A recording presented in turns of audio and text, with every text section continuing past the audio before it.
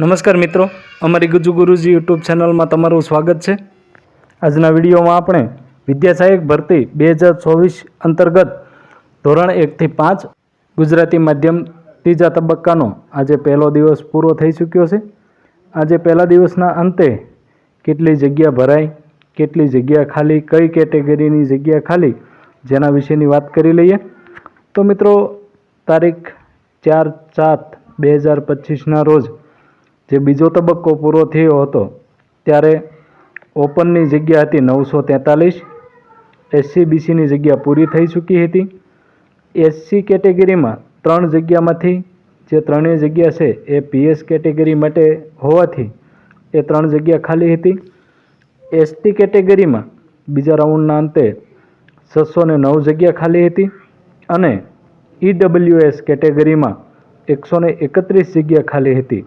આમ કુલ ટોટલ બીજા રાઉન્ડના અંતે 1686 જગ્યા ખાલી હતી, જે આજરોજ તારીખ 7/7/2025 એટલે કે ત્રીજા તબક્કાનો પહેલો દિવસમાં ભરાયેલી જગ્યા જોઈએ તો ઓપન કેટેગરીમાં 207 જગ્યા ભરાઈ, ST કેટેગરીમાં 94 જગ્યા ભરાઈ ચૂકી છે અને EWSમાં 59 જગ્યા ભરાઈ છે।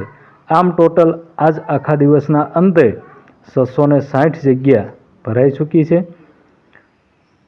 અને ત્રીજા રાઉન્ડનો પહેલો દિવસ પૂરો થતાં હવે પછી ઓપન કેટેગરીમાં 736 જગ્યા ખાલી, SC/BC અને SCમાં તો જગ્યા નથી, ST કેટેગરીમાં હજુ 515 જગ્યા ખાલી અને EWSની 72 જગ્યા, આમ કુલ 1326 જગ્યા ત્રીજા રાઉન્ડના પહેલા દિવસના અંતે પણ હજી ખાલી છે।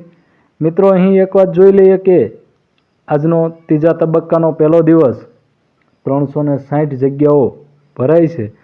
જો ત્રણેય દિવસ સરેરાશ આવી જ રીતે 360 આજુબાજુ જગ્યા ભરાય તો પણ આપણી જે ભરતી છે કુલ 5000ની ધોરણ 1 થી 5 તો તેમાં 600 જેવી જગ્યાઓ ખાલી રહેવાની સંભાવના છે અને આ બાબતે જગ્યા કન્વર્ટ કરવા બાબત સરકાર કંઈક નિર્ણય લે અને જગ્યા કન્વર્ટ થાય તો આ 600 જગ્યા સંપૂર્ણ ભરાય અને આપણી 5000ની ભરતી પ્રક્રિયા પૂર્ણ થઈ શકે અને ત્યારબાદ આ ભરતી પ્રક્રિયા જે જિલ્લા પસંદગીની પ્રક્રિયા છે એ પૂરી થયા બાદ આપણી શાળા પસંદગીની શરૂઆત થશે।